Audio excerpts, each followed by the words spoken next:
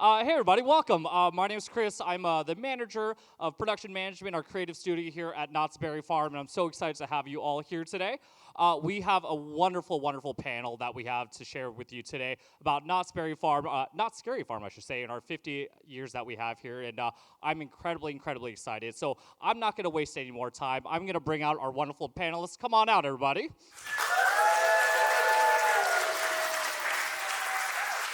So what I'm going to do is I'm going to, y'all know who I am. I'm going to go down the row. I'm going to have everybody introduce themselves, who they are, and, in the past 50 years of Not Scary Farm, what you've done or what you're currently doing for Not Scary Farm. And then after that, we'll talk a little bit more. So like I said, my name is Chris. I'm the manager here of production management, our creative studio here at Knott's Berry Farm.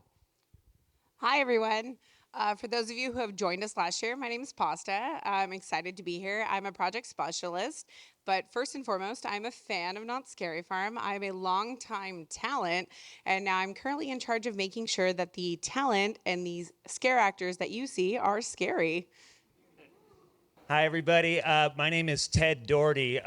Right outside those doors, for many, many years, I was one of the sliding monsters in the Ghost Town Scare Zone, and I loved every single second of it. But nowadays, I am a writer and director for theme park attractions, specializing in their Halloween events. But I'm also a historian. I wrote the book on the history of Not Scary Farm. It's very near and dear to my heart, which is why it's a huge honor to be here with you. I've been a proud member of TEA for many, many years. So yes, thank you so much.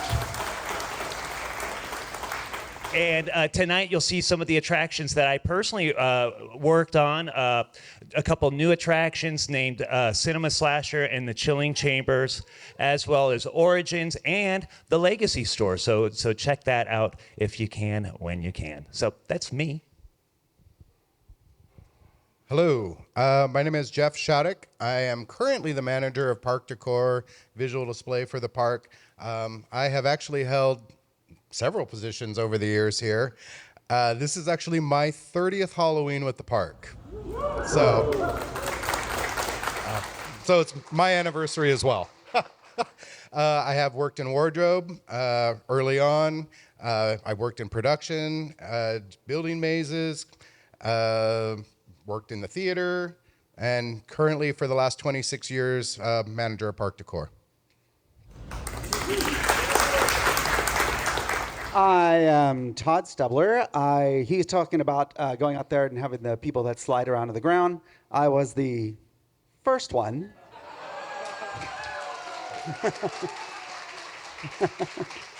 So basically, I kind of invented all that madness, and we'll talk about it in a little bit. But that was kind of me. I was here from 87 until about 2002, running around, hurting myself, falling on the ground a lot. And I've been basically with the theme park industry for 30, 35 years, I guess, give or take all the different ones. I've worked at pretty much all of them at some point. Hi, I'm Jeff Tucker. I'm the guy to blame for the hanging and Dr. Cleaver. And this is my 30th haunt, which seems surreal. So it's great to be here, and we're going to talk about a lot of cool stuff. So how I kind of want to talk about today is I come from working in theme parks for over 2 decades, and I've only really been more so a fan of haunt, and I haven't really gotten to start working in the haunt industry except for the past 3-4 years. So just like you, I come to this as a fan. And so what I wanted today to be was more of a kind of just this open dialogue, this roundtable, and giving you all a chance to see what it's like to just kind of hear stories and hear what the last 50 years have brought at Not Scary Farm. And as a fan, just like all of you, to be a fly on the wall, to hear all of the history and where we started and where we are now 50 years later. So I just wanted everybody to get that opportunity to be a fly on the wall as they are all talking. And I'll tell you, before we got started, there were at least 2 or 3 times I said, "Wait, stop talking, save that for later." Like I want everybody else to hear that. So it's just going to be kind of an open dialogue. At the very end, we'll do a little bit of Q&A. So if you have any questions, save that for the end, and we'll have that. But the first thing I kind of want to talk about is, as a historian, Ted, there's so much history that goes into Not Scary Farm. Where have you seen, where the past, 20, 30, 40 years have been, and how has that affected what we do today? Whether it be a cinema slasher, we're throwing in Easter eggs in there. There are mazes that we've had in the past that, have made this resurgence in these mazes. So where have you seen it start and where have you seen it go? Well, it's really developed a lot over the last 50 years. I mean, Not Scary Farm was the first Halloween-themed event at any theme park in the entire world. So all others trace their roots back to Knott's. And so throughout the years, they've just continued to outdo itself. I mean, the purpose of this seasonal event is to really kind of outdo itself each season. So the mazes, everybody talks about, oh, well, back in the day, my favorite maze was this, that, and the other and stuff. And maybe it's not as good as this or whatever. But the idea still is, no matter what, is to continue to be innovative and really kind of outdo itself. And so we take a lot of different strategies when it comes to designing the newer attractions. But the purpose has always been the same, is really to kind of create those memorable experiences, a positive, memorable experience. So that way our guests want to return and revisit us time and time and again for the next 50 seasons. And so as we're looking at mazes, there's mazes, and of course we have our scare zones that we have. This year we're bringing back the gauntlets, which we have a slider show that we have. And Todd, you were, slider number 1. Where does this come from? Where does this idea of say, hey, I want to go full speed sprint and, land on my knees and skid? Like, tell us how that all starts and how that develops. Well, copious amounts of alcohol and... I'm just kidding. No, well, the first year I worked here, it was I was the first one of the first years of Camp Snoopy before they weren't over there before I came, and then they decided to try that out, and so we went over there, and I had a bad mask, I didn't know what I was doing, just like running around, and Knott's was, we were trying to come up with new things to do. What are we going to do? We're going to climb a tree. We're going to hide in a bush. All the different things, and so I always like to say, like, pun intended, Knott's was the Wild West of coming up with stuff to do at a theme park. So we tried everything. We were trying all different kinds of things and making noise and do all these things. And one thing some people were doing, there was people that did something called sliding per se, but it was mostly just kind of flopping on the ground, just kind of flopping around, slapping the ground. The term sliding was a set from a stuntman used to work here. His name was Jay Mead, who during a rainy day, they got rained out of the show, and so he just decided to go out and jump in puddles and like dive at people's feet in the puddles, and somebody said, "What are you doing?" And he's like, "Sliding." So he was like sliding around the puddles, so they're like, "Okay, that's what that's called now." So they would just kind of flop on the ground and that kind of thing, and I thought, I'll give that a try. But I grew up in the 70s, and we did skateboarding, and we had pads, knee pads and all that kind of thing, and I thought, well, maybe we could do something like that. And we had the shaker cans, that are clang, clang, clang, clang, clang, trying to scare people with those. But we like to bash them on the ground, and you would bang them on the ground until everything in the can would fall out. So that stuff so then we just had empty cans, and we just started scraping those on the ground, and we were like, ooh, this is actually pretty good. So I actually brought a sample. So we would take our cans, and we would, let me get this out of here. So we would take the cans, and we would bend them like this. So we would bend them in like a T shape, and then we would take these, and we would scrape those on the ground. It's really loud. It's a great scare. However, again, Wild West. So we're like scraping around. He used to work wardrobe, right? Did wardrobe stuff. So we're scraping them around, and somebody like wardrobe or management was like, "What you got there?" We were like, "These are slider cans." So these lasted 1 weekend because we did that, and what we didn't realize we were doing was sharpening them on the ground. So it was just a matter of time before we walked by somebody like whoosh, like cut their leg off. They're like, "No, you're gonna have to throw this away." This is the same thing that happens in prisons. Pretty much. I'm not sure what the problem was. It's just a shank. It's a Halloween shank. Oh, it is. Totally. It totally was. So we're like, the okay, last meeting I was in was a first aid meeting. I just want you to know. We talked about first aid. So I wanted to go ahead. The crazy thing about this, the sliders, every weekend, we need a new pair of pants. We need a new shirt. We need a new this. We need a new that. Yeah. Because they just blew through everything. Oh, yeah. After a half hour or 45 minutes. So then it started becoming cutting the knees out so the pads were exposed Yep. and things like that. Putting them on the outside versus putting them on the inside, Now- things like that. What year is this? 1988. 88. That was the first time. That was when we had the cans, and they said, we did that one weekend, and they were like, no. So then we came back, and I said, well, I still want to get the metal on the ground sound, because metal scraping on the ground is completely foreign. You never hear that unless something bad is happening. A car crashes or somebody scrapes something, and every head turns. So I'm like, how do I get that? So I came up with the idea of making these gloves. These are the original, very first slider gloves I ever made. So I made metal tips on the fingers, and I put washers on the palms, and that way I could still scrape those on the ground to get that same sort of effect. And whether we would basically hide in the bush, and we would just put our feet up against a fence and push out, and like slide at people that way. And then I tried to get some knee pads made, and they didn't sell those at the time, like ramp pads. Just weren't for sale then. Skateboarding wasn't that hot. So I actually had to build a pair, try to make them out of plastic and stuff. And then from there, we just kind of went into, then we added stuff onto the shoes and stuff, and then we tried to get more and more distance. Like we started spotting people farther and farther away. And it just built and built and built until we have pretty much what you have going now. But yeah, that gloves on the ground, I'll never forget walking into an Ace Hardware.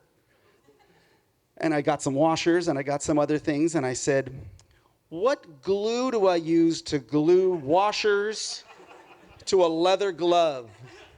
And he like blinked a couple times and was like, what is this for? Dial 91. And then when he finishes talking, dial 1 again. And I said, it's like a Halloween scary thing. But you know, it worked out, and here we are. And now like every theme park now has some version of it. It would seem like I've seen it as far away as China. That's actually true. Yeah, there's a couple different overseas locations that have taken what started here at Scary Farm and have now developed on it. Right. And so just a couple quick things on that. So one big takeaway besides, well, first off, who here has not been to Knott Scary Farm yet?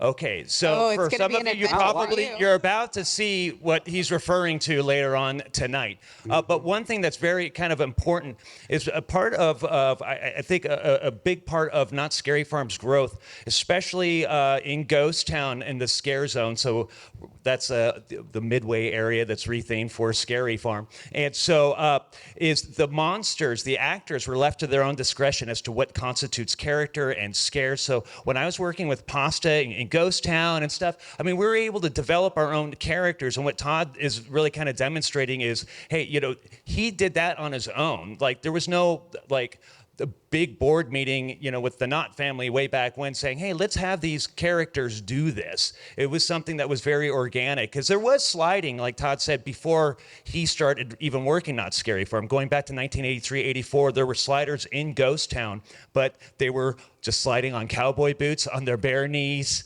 and their bare leather gloves, just, you know, beating themselves up. So with Todd's contribution is just astronomical because sliding can be seen at Halloween events internationally now, and we now know that it did start at Knott Scary Farm. I've seen it done not even at a Halloween event. Somebody sent me a Chinese New Year parade in Hong Kong. So it was the Chinese New Year parade, and my friend sends me, he goes, fast forward to 45 minutes and 10 seconds. I was like, sure. So I fast forward to that, and it's a group doing like stunts. It was a stunt team, and they had like ladders and whatever, and they were like doing all these flips and all this stuff. And then they had sliders doing tricks. They were like doing the middle and going to the outside, going around a circle and jumping over each other and all that kind of stuff. And I was like, this is insane. And it was blowing my mind. And my favorite part of that video was, though, that they don't have a word for slider.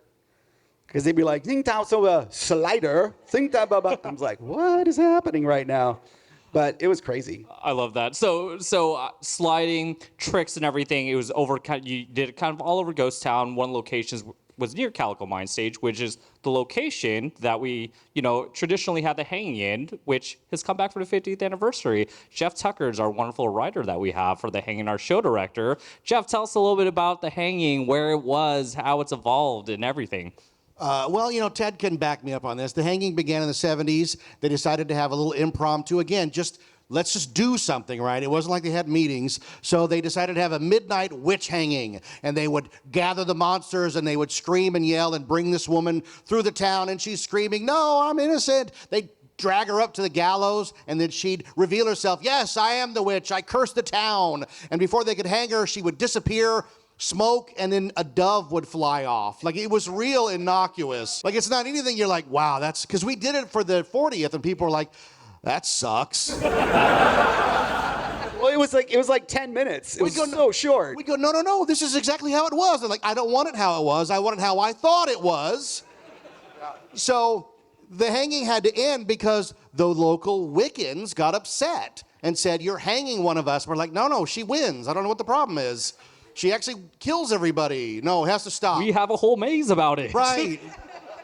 So then we changed it to a gypsy hanging. So they would bring a gypsy through the streets.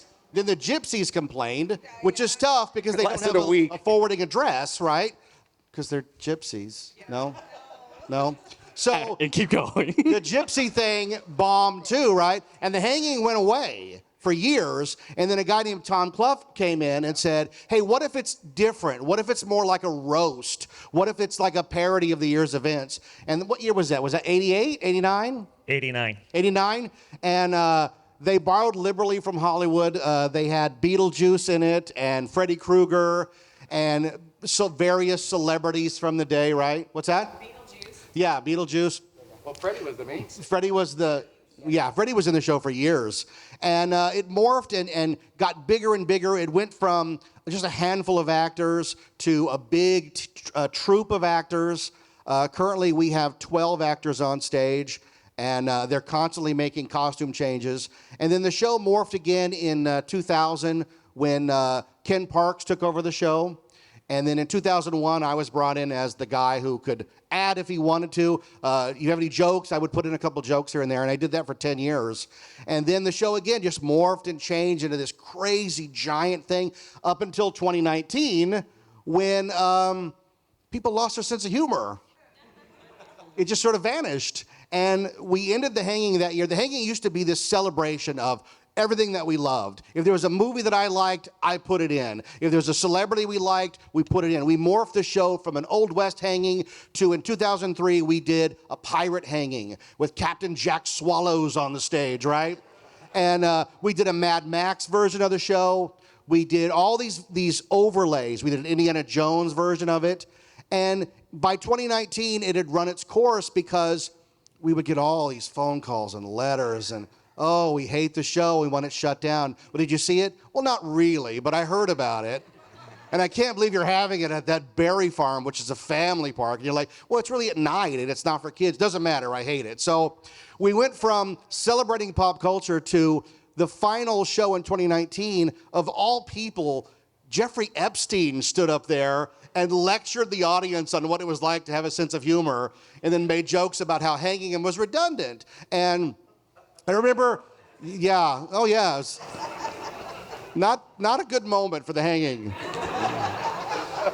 And I remember watching it, because I contributed to that show. I remember watching it, and I went to Ken and I said, does it feel like the show's ending, like it's over? And so by second weekend, if you watch the show, they would project, the show would end like on a big downer, and you'd see a tombstone appear on a gobo, and it would say The Hanging 1977, right? 76 to 2019, like it's dead. And people ask me, and I'm like, yeah, no, it died, it's dead. And I don't know what would have happened in 2020. You know, this choice was made for us. We had no event 2020. And then by 2021, it's like, well, we'll do a carnival thing. And then 2022, we'll do a carnival thing. And then for 2023, it wasn't on the docket to bring it back, because how do you bring it back? Like, the minute you make a joke in a room, everybody goes, oh, I mean, it happened here in this room, right? I demonstrated it. There's a point where people go, well, it was funny, but it's not funny anymore because now it's the thing I like. And I'm like, well, we offend everybody. Like, the show's offensive. So Ken, who's now up in corporate, said, We want to bring it back. Do you want to do it? And I said, are you kidding? Of course I want to do it. I want to do it, and I want it to be the most offensive show we've ever done. I want to dare people to sit through it. Like, I'm being over the top, right? Because I love the show, and I think it has a lot of heart because you're pulling for these two guys because they're back. But let me show you what I brought here. We decided to put a disclaimer before you even go in the show, because I wanted people to get the message. Warning, do not enter if you are easily offended. This is at the front. Seriously, this show is not for you. The hanging is filthy, dirty, depraved, and I don't know how else to put it, not for the faint of heart. If you like to complain, write letters to the manager, or score internet points for being upset, do us a favor and bleep off. Once you pass through these gates, you're not allowed to bitch about anything. Give up your seat to someone who has a sense of humor and will enjoy all the hard work it took to bring this show back. Thank you, the cast and crew of The Hanging. Now,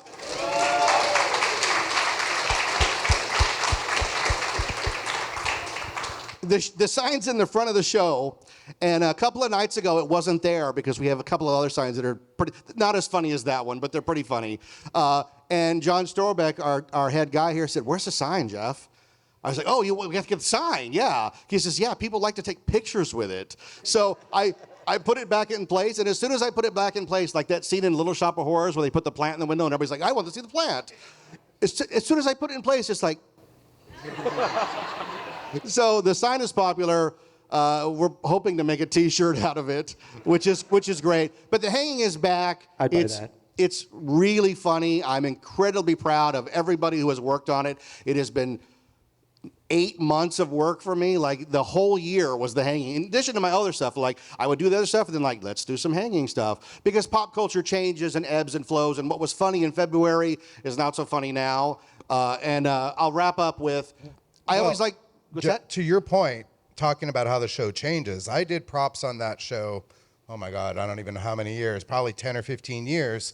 And that show, one night you would be rehearsing one thing, the next night, it's gone, and there's something completely new in, and I'd get a list of another 25 props that I needed to have the next night for them to rehearse with. It would change every single night. This isn't working, that, cut this, bring this in, get me this, get me that. I never knew whether I was coming or going when I was working on that show. Well, I was in some of the shows. I was in the show. They would bring in some of the monsters to be either sort of security down in the front or move props or move like crash pads. They'd be doing these stunts off the top of the barn. And several times we would do the first rehearsal, like, okay, first rehearsal, and we do it, and we're like, that's like an hour and a half.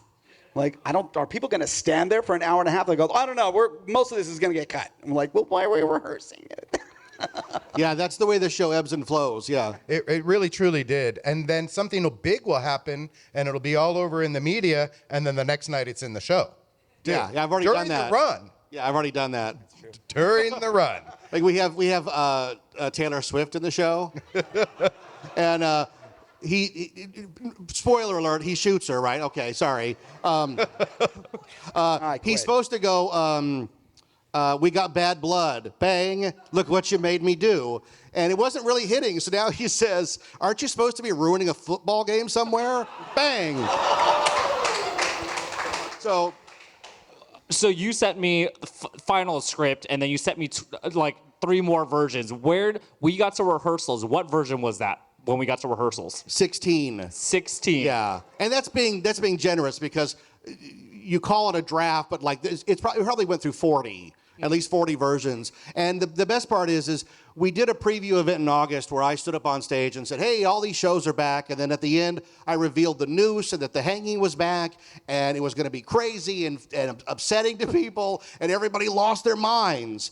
And the script that we had at that point was very cynical, because I was very cynical about the show coming back at all. And when I saw that the crowd was like ready for it, like we want it the way it was, the next morning, I was up all night. I rewrote the whole ending. I changed who gets the big thing at the end, who gets hanged at the end. And I'm so proud of what we did, because if we'd gone with that original version, it would have been a big downer. Like, oh, this is like, Christmas is canceled, right? And instead, it leaves on such a high note that you're talking about the show being long. I want the show to be about 28, 29 minutes. That's how we keep it. Because, if you get in a half hour before to get your seat, then the show's a half hour. You've already given up an hour of your night. I'm trying to be, thoughtful of that. People don't leave. They're having such a good time because of what's happening on the stage. And we do like the Marvel thing when after the credits, there's a scene, right? So we do some cool stuff at the end, and the actors are like talking to the audience going, why don't you leave? The show is over. But nobody wants to leave because it's such a love letter to the fans, because like everybody on this panel, I'm a big Scary Farm fan. I'm a fan first and foremost, and everything I do here is always geared up, is it going to be exciting and fun and different for the fans? And the hanging this year is. And I'll leave you with we just had the competition people here last night. The winners of the Haunt Comp, the winners. And they're like, well, what's the show like? Because we've never seen it. And I'm like, well, you really have to experience it, But I said, I'll tell you the first joke. And if you can get past the first joke, you'll love the rest of the show. And the first joke is a guy bursts out of a crate. He's been locked into a box. He bursts out and he says to the audience, oh my God, that crate is smaller than a billionaire's submarine. Judging by the laughs, maybe you should all go see The Hanging. Yeah. And we just dive after that. So, thank you. And the best part of that is that Pasta and I get all those complaints. When they talk about the complaints for The Hanging, yes, that's me and Christo. Hello. But I will say one thing that Jeff made a testament to is really, ultimately, this entire season is about the fans. Like, I don't know if you guys are on Facebook, but Jeff Shadic made this great set piece that's actually currently up on Chow House, now has its own following, that the fans have. His name is Steve, and we have people worshiping Steve in the middle of Calico Park. And I'm not even joking. You don't know about Steve? But people bow to Steve. So this is like a whole thing, is that we've created this event. It's now 50 years in the making. But this year, people have taken it, and they are, this event is for them. Yes, we are doing it for the general consumer, but this year especially, with bringing back the hanging and bringing back the gauntlet, those are all fan favorites. But we've created something here that's super important. But yeah, you have a cult named Steve. Well, it's kind of like Kevin. Yeah, exactly. Like right up Kevin. So we create these environments for these people to live in, and they love it. Like, you've been here, you've been doing the book signings. Like, it's truly something amazing that we've done here at Not Scary Farm for 50 years. Well, Pasta, who wouldn't want to live in Halloween Town? Like, we get to live in Halloween Town. It's the best thing ever. So I mentioned Kevin. Kevin is a skeleton.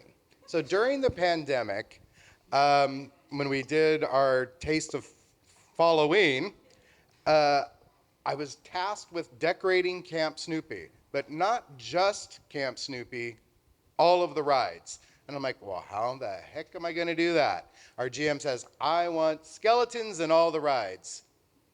Okay, so run to Home Depot and order hundreds of plastic skeletons. They're all on the ride. Some of them are dressed, some of them are ride operators and different things. And then I put name tags, my name on one, someone from wardrobe, because there weren't a lot of us really working around here at that point. So just to have some fun, I put name tags on a couple of them. The GM comes to me and goes, no, they're all named Kevin. I'm like, okay. So Kevin has become his own Instagram. Right up Kevin. And every year the fans look for Kevin. So I always have to find a new place to put Kevin. Where is he working this year? Last year it was in Goring 20s. This year he's poisoning people in a window display. I mean, so every year Kevin comes back and makes a new appearance. And now you have Steve. And now apparently I have Steve. So one thing that you're kind of seeing, and what I love about this place, is that there's so much of, the people up here are just as much fans as they are the people who create and do all the things that are all things Not Scary Farm. And that's so special that, there's so much passion behind it, and say, what can we do? How can we satisfy the fans and ourselves who are ourselves fans? And Jeff, I mean, I walk out there. It is beautiful out there. There are these amazing photo opportunities that we have. And, 50 years ago, 40, 30, 20 to today, the decor out there has changed, right? It used to be, hey, we're going to set up this beautiful, landscape. But now, someone like me, I want my likes, I want to curate this beautiful photo, How has that changed for you, as you're out there? So in the early years of Scary Farm, it was ghost town, and it was some scare cloth, which is our cobwebs you see everywhere, and they hung camo net. That was it. That was the extent of the decor. There, you might see a skeleton somewhere, that kind of thing. When I took over, there were only a few areas of the park that were decorated. It was Ghost Town and Camp Snoopy. And I've been tasked over the years to now decorate every area of the park for Halloween and come up with different themes. So then I started having to go down this path was, well, what is this all about? What's causing it? Why is it happening? And so my thought process developed. It is the funeral of the park. That's why when you come in the main gate, it's all draped in black and purple funeral bunting, and there's funeral wreaths everywhere. The skeletons are there to greet you. This year we added all the skull chandeliers as you enter. Then you see the 50th medallions as well, and then the candelabras were all added to the ticket booths this year. But for me, it's the death of the park, and the dead are coming to life, and it's one giant funeral is how I developed it. It's a dead man's party. There you go. Thank you, Pasta.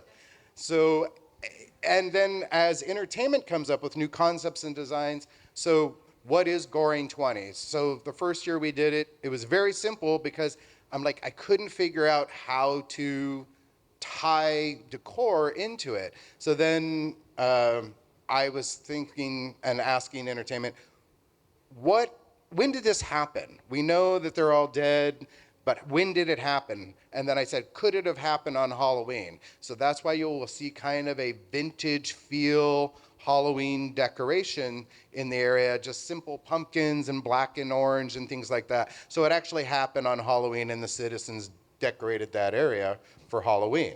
And what I love about that, we were having this discussion, and there was a point you literally said, he says Halloween night on there, and it was literally from that one line that you developed this whole package, right? Correct. From just one line of what a performer said. So it's amazing that you take this snippet, this snapshot of something, and you're able to just transform something completely, right? Right.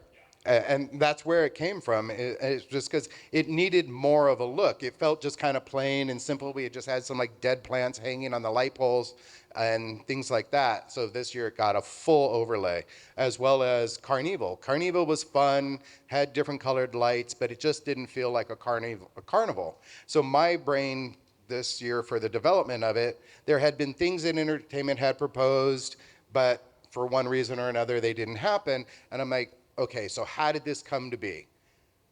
It's an old carnival, is literally what it is.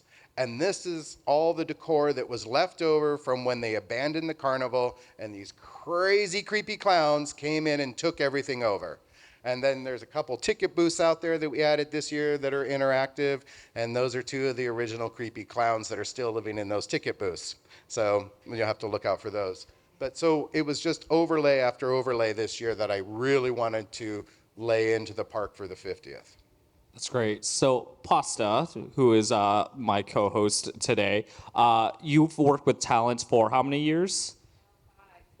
14. 15 years. How have you seen that develop in those past 15 years? There's clearly a difference when Todd, first started with, hey, we're just developing the sliding, to 15 years ago to what is it now? How has that changed?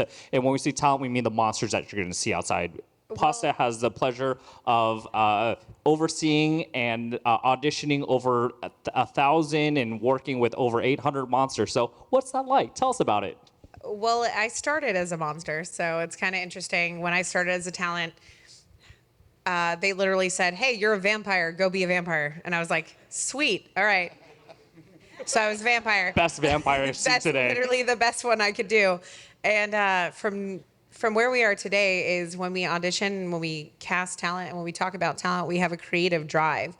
We give you a want, a need, how you're going to act, what your motive is, what your backstory is. We come up with these entire characters and give you a guideline and a wheelhouse to scare in. Any time you step out, the characters have an idea of who they are. When I started, we didn't have any of that. And it came from the drive and the passion. From being a vampire, I went to being a crazy psychotic nurse in the asylum many years ago. Now the asylum is back, so now I get to reteach the nurses in chilling chambers. Hey, I was a crazy nurse. This is what I did. Now I get to see that character revitalized.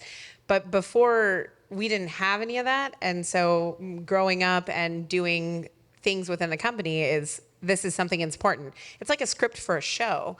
We're giving them the bare bones and the guidelines of how to play these characters. And it's kind of crazy to see where they get to. So what is it like between like Ted and you? Like, we're talking about cinema slasher, we're talking about chilling chambers, as you start developing the story and things like that, what is it like working together, saying like, because, there's one thing to be like, hey, we have these effects, because I think a lot of you in the themed entertainment industry, we're used to like, we're talking about animatronics and things like that, but, now we're talking about humans and scaring people. What does that conversation look like?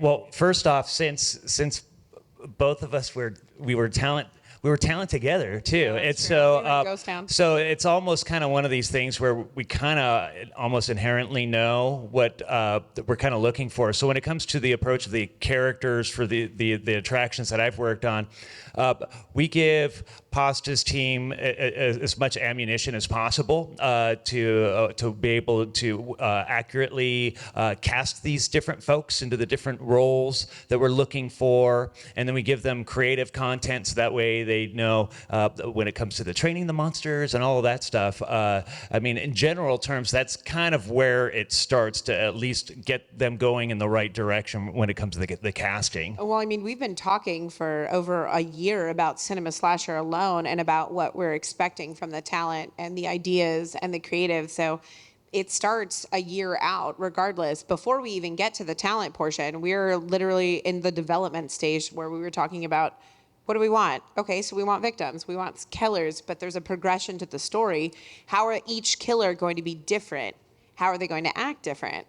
And that is where me and Ted, as the creatives and going forward into casting, make that process. Where's the scare coming from? Where's the talent coming from? What are they wearing?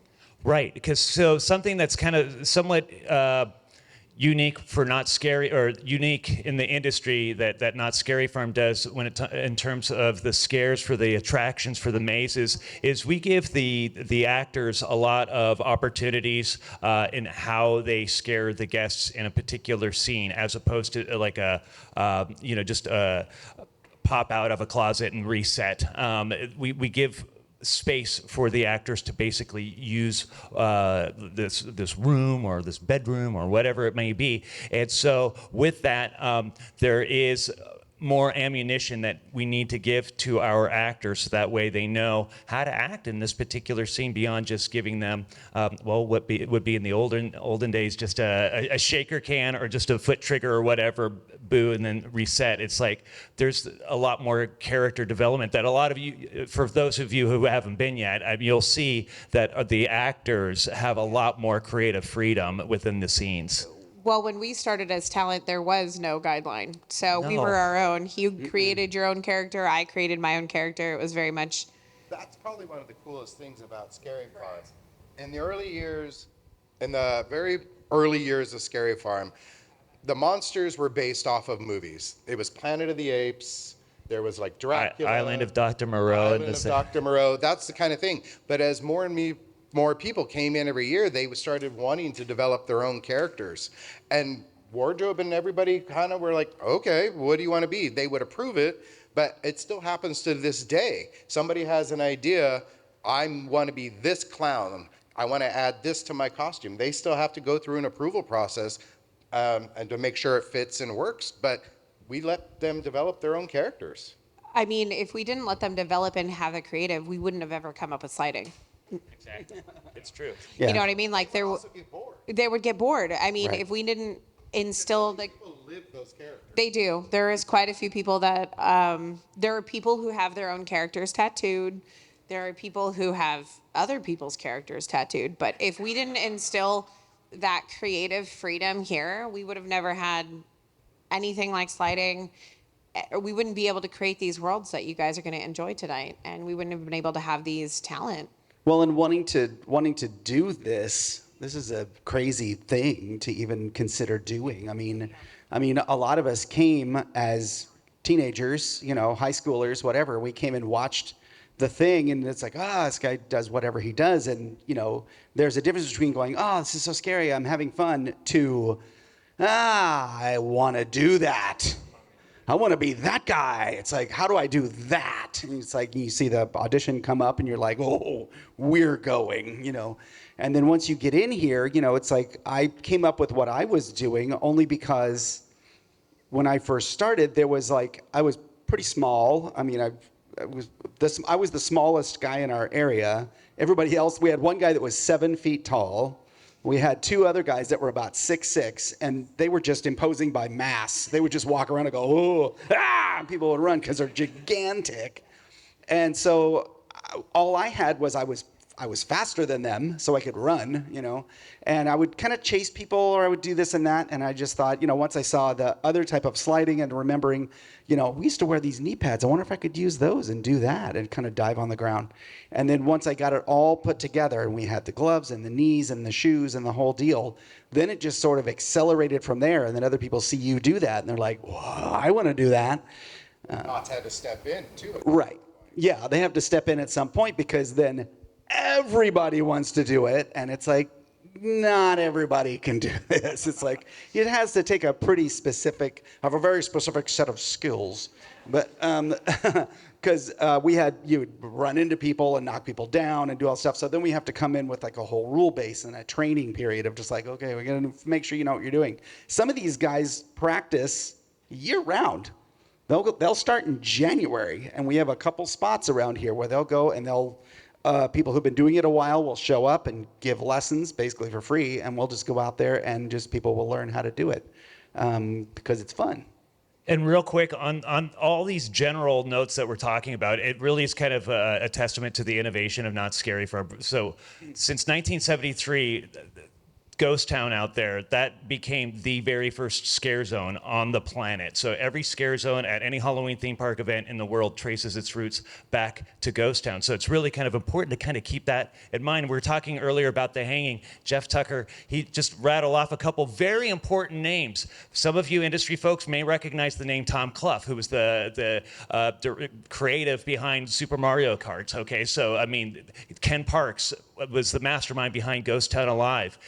The Hanging was very influential for a very popular show at Universal Studios Halloween Horror Nights in Orlando named Bill and Ted's. So a lot of that stuff started right here at Knott's Berry Farm. So I know for the folks who have not been yet, you're getting a lot of information thrown at you, and you'll see it when you get inside. But just know that there's a lot of, hopefully you'll feel that level of history when you're going through the different attractions and the scare zones and seeing the various shows tonight.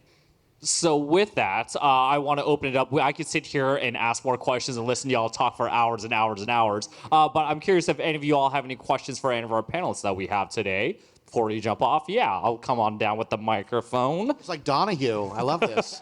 You're wearing a Not Scary Farm hat, so we'll start with you. Hey, what's on? What seems to set Not Scary Farm apart? It's besides just being generic IP mazes based on movies or TV shows, Scary Farm seems to have more opportunities for the guests to have more personal, intimate interactions, where there's things in the past like traps to special ops infected with laser guns or skeleton room keys in the past. What makes, for you and the creative team in your back meetings or brainstorming, how do you come up with new ideas to what's next? Like this year, there's the interactive lanterns. How do you keep up with the ideas of new ways to be interactive for the guests? I can answer that. Not it. I can answer that. We have meetings all year, and no crazy idea is turned away. And if it is turned away, like you brought up Trapped, I'm the guy that thought of Trapped. For 5 years, they said, it's a terrible idea. It's a terrible, terrible idea. Never bring it up again. And every year they go, got any ideas? And I go, Trapped? Interactive maze? So no, what I do and what the whole team does here at Entertainment is we go to the other events and we see stuff and we're like, oh, that's pretty cool, but what if we did it this way? Or, oh my God, that's terrible. I got a better idea. Because that's normally like I watch terrible movies and I go, I have a better idea for a movie. So you go to these other events and you see things, or you watch a movie and it triggers something in your head, but you keep a pad and I send myself emails all day. Like, anybody do that? Like, to me. Subject, the thing. I'll say we're already talking about 51. Oh, yeah. I should, real quick, he's talking about Trapped. Trapped was 10 years ago. Before the huge proliferation of escape rooms, we did a maze here called Trapped, where it was my idea, and the idea is you go in, and the doors close, and you don't see anybody else. There's not that line of guests through the maze. Everything is specific. And to get out of a room, you have to do something. You have to solve something. You had to eat a bug or drink what you thought was urine. Like, not a big deal. It's not a big deal. You had to get in a... Obviously was not. We had a real morgue It drawer. wasn't all urine. We used to put people in a morgue drawer and, like, close them in. It was great. Had a safe word, so it was great. So, yeah. And I'll tell you, we are already working on 51. Yeah, yeah, So you had to we're going. You had See to reach any into other a hands? toilet. It was great. Waiver maze, by the way. Everybody had to sign a waiver before you went in there. Okay, so my question is for Jeff. So it's not only Not Scary Farm, but there's also Not Spooky Farm. So what thought goes into design for that transformation when it goes from spooky to scary, to making sure that it's all kind of, it can transform into each other, as well as the thought that goes into shared elements between both events? That is probably one of my hardest things that I have to do. Especially they introduce a scare zone into what is the kids area, and I'm like, You're great. welcome. Here we go again. How do I integrate? We tell the kids it's Kool-Aid. How do we integrate kid fun with what's going on at night? So we try to make sure that all of the kid stuff that you see during the day disappears at night. And then the focus becomes on Gauntlet. It's very difficult. Now, as far as decor goes for Spooky Farm, Spooky Farm now, because We're used to calling it Camp Spooky, right? we can change the name all the time. Entertainment really supports a lot of the other things you see, the trick-or-treat spots and things like that, and they're just basing that around the decor that I've already provided. Because for the most part, everything you see in the park is very kid-friendly. We don't lean into gore during the day or anything like that. So you've already got the entire environment that is just kind of spooky and fun, and it just enhances the nighttime event. I will say that is probably one of the more unique things about our park, is that we do decorate every area of the park. Some other parks, they don't do that. And it's like a little splash of something here or a photo up there. I'm tasked to decorate every corner of the park. And also food venues, hotels, you name it. Hopefully they never ask me to decorate Independence Hall, but it could come. Who knows? Funny story. First year of Camp Snoopy, we go in there to work. It was that they hadn't done it before, so they didn't decorate at all. So we went out there. We were in these monster outfits, and it looks like could get on these fun rides. Whee! It's like everything's all bright and sunny and fun. No cheesecloth, no nothing. So I just remember my friends and I walking around. We had these leather gloves that we'd wear to be spooky. And we would walk and we would unscrew light bulbs. Darker. We didn't take them. We just left them in there, but we just unscrew it till it turned off. We're like, yay, it's dark now. The monsters let you know if it is too bright in the park. You know what else the monsters do? We once had a pirate maze in Camp Snoopy for the day for Camp Spooky. Because remember when pirates were like the biggest thing ever? And you could go in and you saw happy pirates that were like, aye, welcome to Camp Spooky, right? And then at the end, you got a prize from the treasure chest, and it was great. And we would seal that off at night, and the monsters went in there, and suddenly, overnight, we had a brand new maze. And they had staffed it and set up their own queue, and they had a little sign, and I walked up and I went, what the hell is this? What a happy accident. It was crazy, yeah. And what's that? It's a surprise and delight. At least they did that. We used to have people that would stand here in Ghost Town and just pull back a part of the curtain or something like, here's a maze, go in the maze. They'd go in a dead end. Yeah, I've seen the monsters smuggle in their own end the line sign and set up a queue to nowhere. We're not giving them ideas. We run a legitimate operation here. 50 years, we're doing great. Hi. A watch over all at one time. So you guys have been working in this industry for a very long time. Did you work in a similar industry before coming here? And what would you recommend for students trying to get into this industry?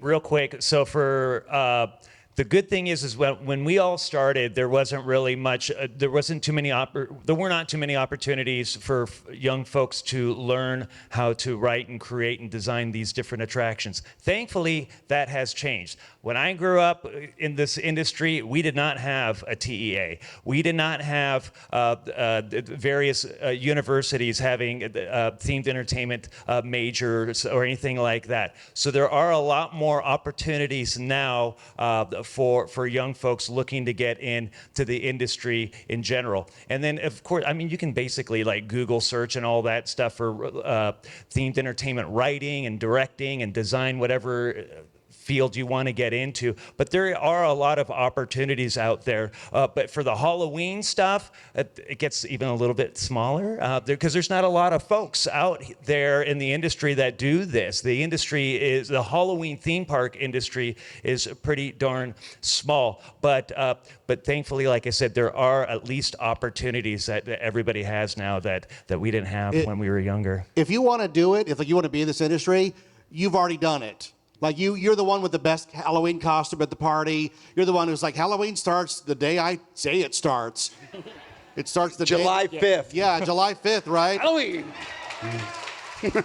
Yeah. Like when I was a kid, I'll tell this story as quickly as I can. When I was a kid, my mother's boyfriend worked at a warehouse where they stored like front doors to houses.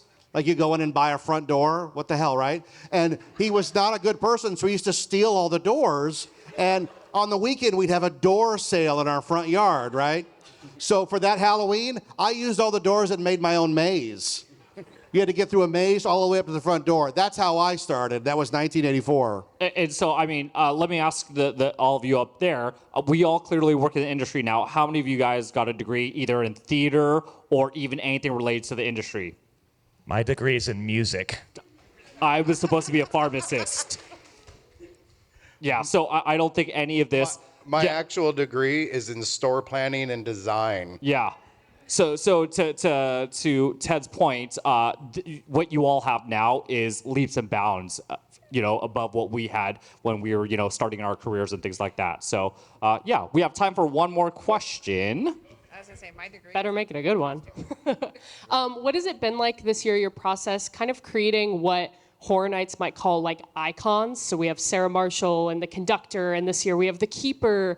What's kind of been the creative process bringing these like iconic characters to life for guests to interact with this year? Well, for Sarah Marshall, so you'll see that we told that story in a new attraction that debuted in 2019 named Origins: The Curse of Calico. So before that, she was the witch that was being hanged that Jeff was talking about earlier, and organically she just kind of became this icon. And there was also a character in Ghost Town for many, many years from the very beginning that was the Green Witch as a character. So we kind of combined the character from the witch hanging and the Ghost Town scare zone monster and created this icon out of her. For the keeper, that's a new character that we created that is inspired by the first host of Knott's Scary Farm, a television horror host named Sinister Seymour. That was the first host of Knott's Scary Farm back in 1973. And so so we kind of look at it in a reflective way on how to create these various icons, and because there is so much rich history here that there's plenty to work off for a very long time. And so I lied. I said last one, but we're gonna do one last one. Do we have to stop? Okay, so what career advice would you give to any aspiring professionals in this field? Just get out there and do it. do whatever you can to get your foot in the door in any kind of way. If it's a themed entertainment like design firm, or if it's a theme park, whatever, just get your foot in the door. If it's for Halloween stuff, for me, I think Pasta would probably agree. I mean, Todd, you'd probably agree. I mean, if you could be a monster, that's Just where we do learn. the event. Yeah, be everything. in it. Have I been a monster? Yeah, I was a monster for a couple times. Yeah, Yeah. Have I been a monster yet? just in board meetings. So it's true. I am where fun comes to end. Fun sponge. Where the fun goes to die. So last year I was about to be a monster, and then that weekend I got super sick. So I was like, this is the weekend. I'm ready. I've worked out. I'm gonna show them that I'm all in shape. Got sick. In my 30 years, I have never been a monster on the streets. Oh, wow. Wow. You should. It's fun. For everybody who's ever asking on like, how did you end up in this career? I would like to let you know this was not planned. My degree is in costume design. I'm a certified florist in the state of California. Becoming a full-time monster manager was never part of it. But I will say the one thing I can tell anybody is have the conversation, make the connections, ask the questions. That's one thing I can say is never be afraid to like go to somebody and be like, hey, I like your job. How do you do it? And have that conversation. Be out there. Be forward. Ask anybody on this panel. I'm probably one of the most forward people to be like, hey, yes, I would like to talk to you. Thank you. I have no fear. And so it is sometimes a hindrance to me, but it is also a great skill set. Don't be scared. We're all people. Like everyone up on this panel, we're all an individual. We're all a person. So if you have questions about our particular paths, reach out. Yeah, That's super important. Nicely said. I never thought I'd be doing this for all of my career. I actually started in TV and film. Oh. So I was a set decorator, and then kind of this job fell into me by accident, and I was on vacation, and they said, hey, the park decor guy quit. Do you want the job? And I'm like, I don't know. Do I want the job? Well, here I am, 27 years later. I would say the best advice I could give you is don't take no for an answer.